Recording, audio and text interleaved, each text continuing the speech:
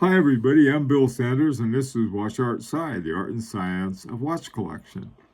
Today I'd like to talk about a relatively new and I think important watch company from Germany. I say it's important because there's a couple of young watchmakers, and I think that that's important because some of our really top ones are getting pretty they're not going to be around. They sort of pass on the values and the craftsmanship of fine watchmaking. The two guys who have the company is Lukas Pöhlmann and Joseph Bresan. The name of the company is Pöhlmann-Bresan. I think they had for a while they had another name, but this is the one that they have now, and these are the watches that first came out under the new name. One is called Prestige Nacht Grau, and the other one is Prestige Nacht Blau. One is for gray or midnight gray, and the other one's midnight blue, the color, referring to the dial, which is basically lacquered aluminum with polished rhodium-plated indexes on it. Both watches are in a lot of ways sort of define sort of on the one hand sort of a classical high horology, on the other hand a one without the, I don't want to call it pretense, but without the gold or the platinum cases that is supposed to be associated with it. The watches, the manufacturer's list price on it is 16,750 euro. I translated that to about 18,030 US dollars, so that'll give you an idea. Um, this watch, I think the thing that's important about it is the craftsmanship found in the movement. The movement is called the JU 26-01. Not sure where they got that name, but that's the name of it. Some of the things I think that are important here, and you can really see it. To me, I could see the influence of Marco Wang. One of the things is a trigonal bridge, where you have three of the wheel train gears are right on the bridge.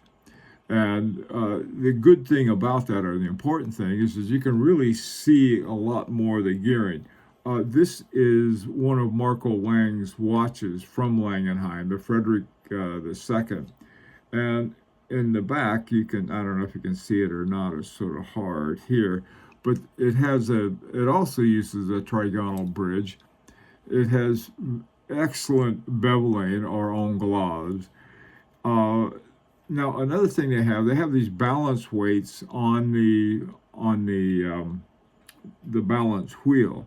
Now, the way they did it, they put it at so I guess you'd call it the apex of the spokes, is that it has four spokes on the 1, 2, 3, 4, and at the tip of each one is an adjustment screw. Okay, it's a balance weight.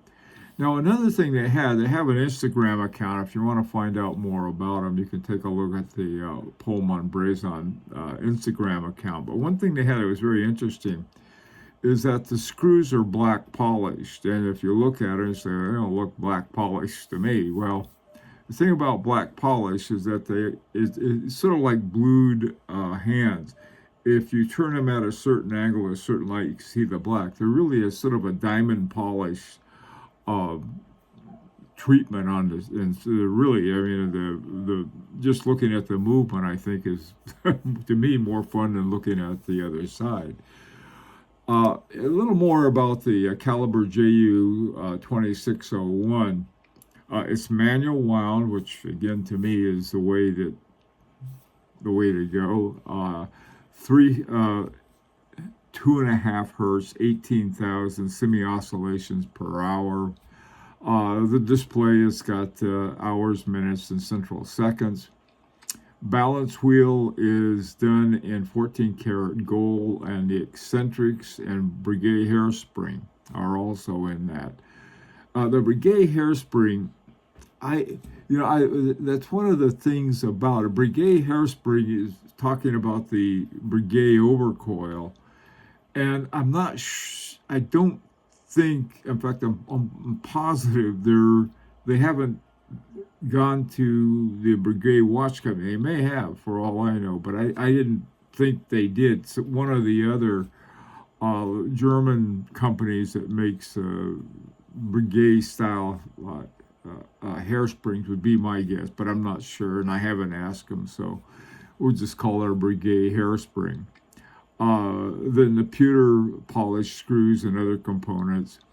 The ratchet wheel with a double sunburst finish. So it's got it's really a sight to look at. Now the base movement on this is the Zim or Pobeda caliber 2608.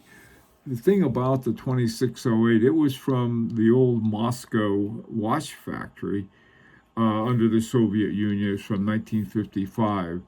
And what they did, they basically used the base plate and sort of the arrangement, but everything else in it is totally different. You can see it in the lower right there what the 2608 looks like. This one though is really something, really a beautiful movement.